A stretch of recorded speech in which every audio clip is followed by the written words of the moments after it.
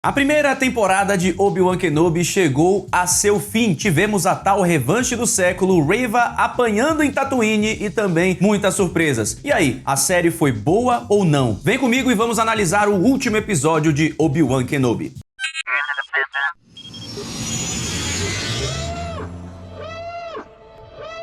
Todos os Wings reportem! Sejam bem-vindos ao Diário Rebelde. Eu sou o João Jedi e vamos lá analisar o último episódio da primeira temporada de Obi-Wan Kenobi. Antes, uns recadinhos, eu vou estar no Omelete no dia 24, sexta-feira, para uma live onde eu vou papear justamente sobre esse último episódio. Então, inscreva-se lá no canal do Omelete, o link tá aqui embaixo para você assistir a essa live e acompanhar também as minhas impressões por lá. E é óbvio, não se esqueça de se inscrever no Diário Rebelde, ative o sininho Jedi para receber as notificações da força, porque a gente ainda tem coisa pra falar de Obi-Wan e tem muita série vindo aí, muitos assuntos de curiosidades, notícias e informações de Star Wars pra vocês. Você veio me destruir, Obi-Wan? Eu farei o que preciso. Vamos lá, gente. Eu vou trazer agora a minha impressão geral, tá? Do episódio. Da temporada como um todo também. Qualquer coisa a gente pode fazer até um outro vídeo sobre isso. Eu gostei do season finale, curti, me diverti, vibrei, chorei, mas eu senti aquele gostinho de quero mais. Eu acho que a série inteira acabou deixando um pouco disso, porque isso vem um pouco também da expectativa que a gente constrói, que eu sempre falo que a expectativa é do lado sombrio da força. E é verdade. Mas nós, como fãs, estamos sempre criando essas expectativas, por mais que a gente diga que a gente tente não criar. De todo modo, o gosto que eu senti de quero mais vem um pouco da pressa da série. Eu achei que a série correu um pouquinho nesses 6 episódios. Teve episódio até que teve um tempo de duração bem menor. Isso me fez sentir que a série tava corrida mesmo. Que a série poderia desenvolver mais, poderia chegar mais lá, poderia entregar mais. E isso vai também para o roteiro. Eu sei que tem muita gente aí que tá cabreira com o roteiro da série, mas por outro lado, se a gente for medir até mesmo com os Star Wars clássicos, o roteiro de Star Wars é assim mesmo, gente. O roteiro de Star Wars é basiquinho, é um roteiro simples, mas que tem algumas camadas que são um pouco mais profundas que não necessariamente todo mundo vai perceber. A história da Reva é uma dessas, né? Eu gostei muito da história da Reva, eu achei que ela foi a personagem que mais foi desenvolvida, que mais teve a sua narrativa contada, claro, junto com o Obi-Wan. Só que a Reva em si, como uma personagem nova, ela trouxe um elemento muito legal dessa questão dos Jedi de salvarem ou não salvarem as pessoas, do conflito dela e também na necessidade dela de vingança para derrotar o Darth Vader e como isso refletiu também na história do próprio Ben Kenobi com o Vader. Isso eu achei muito interessante, eu curti muito e a própria Reva no final também, não sei se ali foi uma redenção dela, né, mas abriu a porteira para ela ser aproveitada em mídias futuras. Sobre Ben Kenobi, eu curti muito que a série começou com o Obi-Wan deprimido, começou com o Obi-Wan resignado, que perdeu tudo, sabe? Perdeu tudo, vivendo de aluguel, pronto. Era o Ben Kenobi, no caso, perdeu tudo vivendo na caverna, né? E aí, a gente tem um crescimento dele quando ele encara o seu propósito, quando ele relembra que o propósito dele é alimentar essa nova esperança, que é a Leia e, claro, o Luke também. Ele, com esse contato mais próximo da Leia, justifica ela chamá-lo de Ben Kenobi lá na frente, no episódio 4, quando o Luke vai resgatá-la, fala que tá com Ben Kenobi, e ela, Ben Kenobi, onde ele está? Ela conheceu o Obi-Wan como Ben. O nome do Kylo Ren, Ben Solo, é a amostra perfeita de como Obi-Wan teve influência na vida de Leia também. Ben Solo, temos Ben Kenobi, logo foi uma homenagem ao velho Ben. O sabre de luz da Leia também, uma homenagem a Luke Skywalker, que foi, digamos, seu primeiro tutor, junto também com o sabre de Obi-Wan Kenobi. São sabres muito parecidos. Todo esse senso de propósito que se criou no Obi-Wan fez com que ele, ao final da série, encarasse o seu verdadeiro papel. Proteger Luke, proteger Leia, aprender com Qui-Gon a se unir à força e assim criar a nova esperança da galáxia. E a tal revanche do século, hein, pessoal?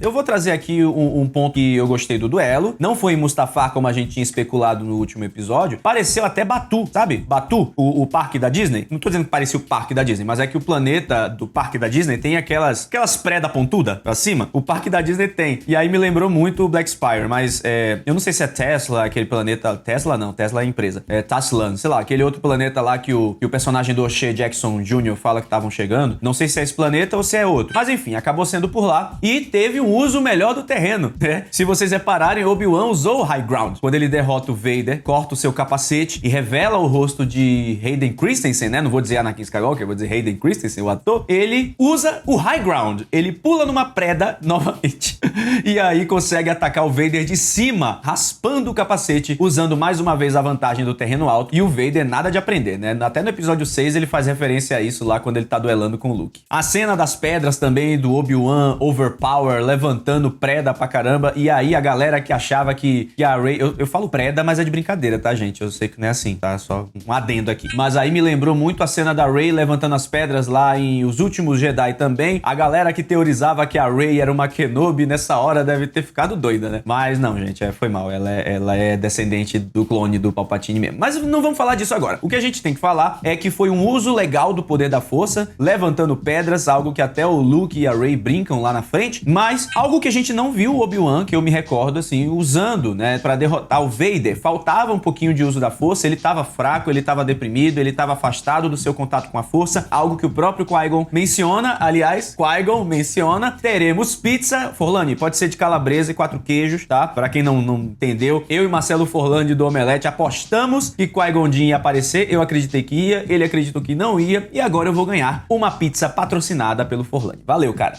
Voltando à revanche do século, porque eu tô empolgado e tô me passando aqui acelerando as coisas, eu acho que esse termo revanche do século foi um pouquinho demais. Eu acho que faltou epicidade. Faltou ser um pouco mais épico. Faltou aquele tchanas. Mas aí é o fã novamente querendo ver mais. É o fã insatisfeito, né? Com sede de conteúdo, com sede de duelo. Tudo bem, eles entregaram um bom duelo, um duelo honesto, com o Vader apanhando, Obi-Wan apanhando também, levantando pedrinha e reconhecendo seu propósito quando ele tem ali a visão do Luke, da Leia, e ele percebe por que ele deve lutar, por que ele deve sobreviver. O objetivo de um Jedi é esse. O objetivo de um Jedi é viver pelos outros, nunca para si, nunca com desejos egoístas, sempre com desejos altruístas. E foi isso que fez com que Obi-Wan sobrevivesse e conseguisse derrotar Vader. E até, olha só, antes de fazer a sua pose padrão, né, com os dedinhos pra frente ali, o sabre, aquela coisa linda, o Obi-Wan, ele fala I will do what I must, né? Eu farei o que for preciso. Que ele fala também no episódio 3, A Vingança do Sith. Se vocês repararem a voz, ele faz a voz muito parecida com a do Alec Guinness, o velho Ben Kenobi, já mostrando que ele estava naquela trajetória de se tornar o velho Ben. Ele tem várias pegadas do Ben Kenobi durante toda a série. O Ian McGregor capta a voz do Alec Guinness, né? Essa transição de voz está presente e nesse momento ficou muito clara mesmo. Foi bem legal essa referência.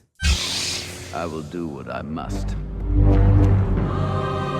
Sobre o resultado do duelo, vocês lembram que eu teorizei que o Obi-Wan ia tentar redimir o Vader por causa daquele diálogo do episódio 6 que o Luke pede para o Vader ir com ele pro lado da luz e aí o Vader fala, Obi-Wan já pensou como você? Teve isso. Não teve da forma que eu falei pra vocês na minha teoria, mas aconteceu. A gente teve o Obi-Wan falando e encarando o rosto do Hayden Christensen e ele achava Anakin Skywalker, enfim. E aí ele fala Anakin. Ele tá encarando o rosto do Anakin e o Vader fala que não tem mais Anakin. E quando o Obi-Wan pede desculpas, quando o Obi-Wan pede perdão a seu antigo aprendiz, o Vader deixa bem claro que quem matou Anakin não foi Obi-Wan, mas sim ele, o próprio Darth Vader. Uma decisão dele, tomada por ele, de matar o seu eu antigo e ser agora um com o lado sombrio da força, dando total justificativa pra lá na frente no episódio 4, nosso querido Ben Kenobi loroteiro lançar esse migué pro Luke, dizendo que foi o Vader que matou o Anakin. Olha aí, olha essa sutileza de roteiro. Isso foi muito bom, gente. Foi muito bom. Vamos falar que é verdade. O próprio Vader lançou a fake news pro Obi-Wan montar a lorota lá pro Luke, tá?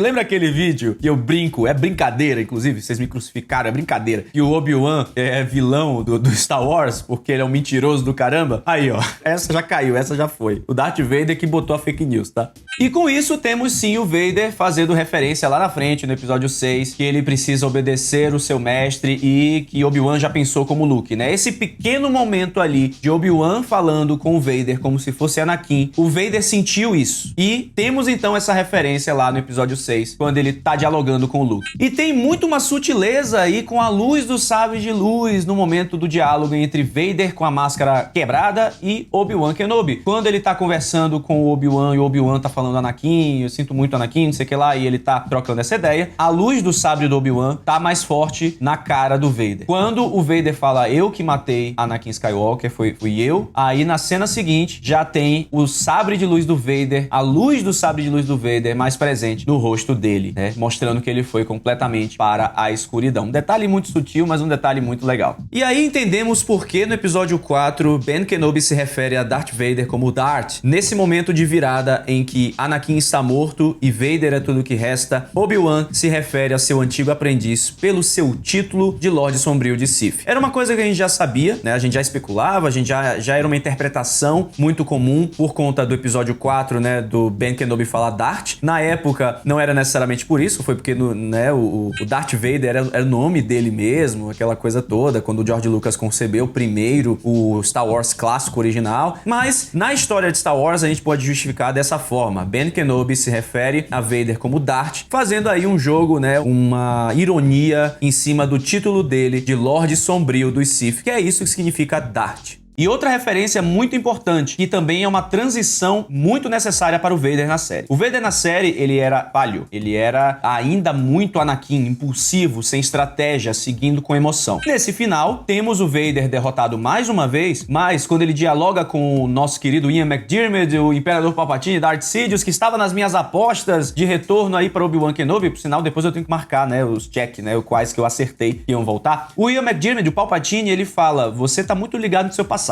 viu? Você ficar muito ligado nessa, aí ele não completa a frase, e o Darth Vader fala, não, meu mestre é você, tamo junto, não abro, tô contigo, não abro, é isso aí, Kenobi é coisa do passado, a moda agora é Lado Sombrio. É basicamente isso que ele falou. Nesse momento, a gente tem a transição da trilha sonora do Vader de Obi-Wan Kenobi, da série, para a Marcha Imperial. Essa era uma reclamação minha de, caramba, o Vader aparece e não tem a Marcha Imperial? Pois é, eu entendi pela direção, pelo showrunner, pela showrunner, o roteiro, o que seja, que como a gente tem esse Vader mais falho em Obi-Wan, a Marcha Imperial simboliza o Vader completo. Simboliza o Vader no seu estado poderoso, completo do lado sombrio, servindo integralmente a Palpatine e também ao Império Galáctico. E aí, no momento que o Vader vira a chavinha e fala ao Palpatine, você é meu mestre, tô contigo e etc., toca a Marcha Imperial. Toca a Marcha Imperial com volume, toca a Marcha Imperial com gosto, com corpo.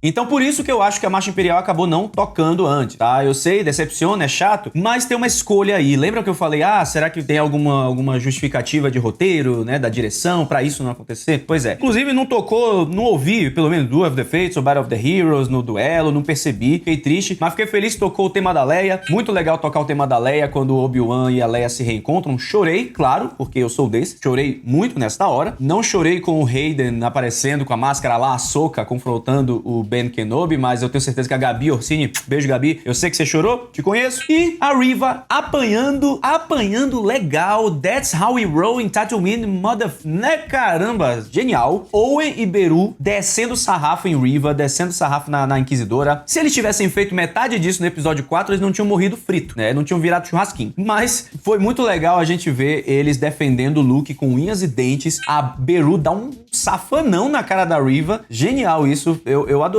ela tava ferida, claro, né, tava com a estocada lá no estrombo, mas ainda assim, muito legal ver os fazendeiros de Tatooine aí, juntos, Owen e Beru descendo o sarrafo na Inquisidora pra proteger o Luke. E no final temos Ben retornando, chegando a Reva e mostrando que ela ainda tem salvação. Não sei se ela foi para o lado da luz, mas muito legal então que ela tenha se redimido, não sei se ela se redimiu, mas beleza, mas ela tá aí, vai ser aproveitada acho que em mídias futuras. Ben Kenobi corajoso vai pra Alderaan, um sistema imperial, tá? Nesse período aí, Alderaan não é neutro, o Bail Organa é membro do Senado Imperial e vai lá o Obi-Wan, né, na cara e na coragem visitar e levar a droid. Não dava pra mandar um Uber Flash não, velho? Beleza, né? Corajoso você, mas tudo bem. E aí ele chega lá, tem todo aquele diálogo com a princesa Leia novamente, encontra o Bail, a Breha. Ai, gente, foi bonitinho. Ele dizendo, precisando, tamos aí, né? E aí acontece o tamos aí 9 anos depois.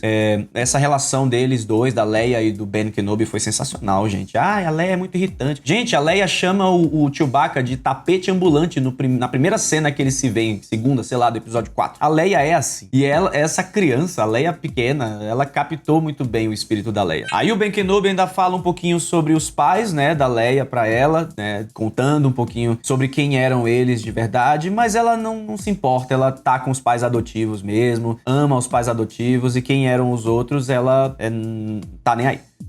De volta a Tatooine, vemos Ben Kenobi com seu traje Jedi padrão, traje bonito, traje bem feito, aquele begezinho, a golinha em V, uma coisa fofa, usando óculos também para se proteger nas areias de Tatooine, que é um visual muito comum de Obi-Wan sendo retratado em quadrinhos, sendo retratado em livros, sendo retratado também nas estátuas, nos brinquedos e também, muito em breve, no documentário A História de Obi-Wan Kenobi, que vai ao ar aqui no Diário Rebelde. Oh, Yes. E rolou filmagem já, mas teremos mais uma segunda parte sendo filmada e em breve vai sair aqui no canal com a qualidade que vocês esperam, tipo o documentário do Darth Vader, hein? Pode esperar, ativa o sininho porque vai ficar massa. E o Obi-Wan Kenobi tá justamente com esse visual. Óculinho, mochilinha, se protegendo do deserto de Tatooine. Vai ser massa, galera. Tô doido pra que vocês assistam. Temos uma pequena relação amistosa ali entre Ben e Owen, que não se sustenta por muito tempo, como sabemos. O Obi-Wan se afasta completamente, leva o brinquedo pro Luke e aí é finalmente apresentado ao Luke. Ele não tinha sido apresentado ainda oficialmente ao pequeno Luke Skywalker. Owen faz isso e ele manda o clássico hello there. E pra fechar essas referências que eu captei nessa primeira assistida de Obi-Wan Kenobi, temos a minha pizza confirmada, com Qui-Gon aparecendo no último segundinho, Liam Neeson de volta como o espírito de Qui-Gon Jinn, porque Obi-Wan não estava pronto para vê-lo. Obi-Wan deprimido, sem muito contato com a força, não estava poderoso e com o coração em paz o suficiente para ver Qui-Gon Jinn. E aí temos Liam Neeson retornando como espírito da força. Que coisa linda, tudo bem. Ô, Liam Neeson, o visual do Qui-Gon ainda te cai bem, mas você me lembrou muito o Qui-Gon Jinn do Clone Wars animado, o desenho lá do Gendy Tartakovsky, de 2003. Pareceu muito, tadinho. Mas, nossa, que legal ver o Liam de volta. Mentiroso também, outro loroteiro. Mandou o Andrew Garfield e Patrick Stewart pra cima da gente. Não, ninguém me chamou pra nada não, mas se me chamar eu vou, né? Mandou o chiclete com banana. E tava lá o safado de volta como Qui-Gon Jinn para deleite da galera e meu também, que faturei uma pizza. Muito legal. Gente, essas são as minhas impressões diretas assim, no seco mesmo, de pós-assistida do Obi-Wan Kenobi. A gente vai continuar discorrendo alguns assuntos muito em breve. E se você tem alguma referência ou alguma coisa pra comentar desse final, deixe sua opinião aqui embaixo nos comentários. E não se esqueça, se você ainda não tá inscrito no Diário Rebelde, inscreva-se no canal e ative o sininho Jedi pra receber as notificações da Força. Espero por você nos próximos conteúdos e que a Força esteja sempre com você.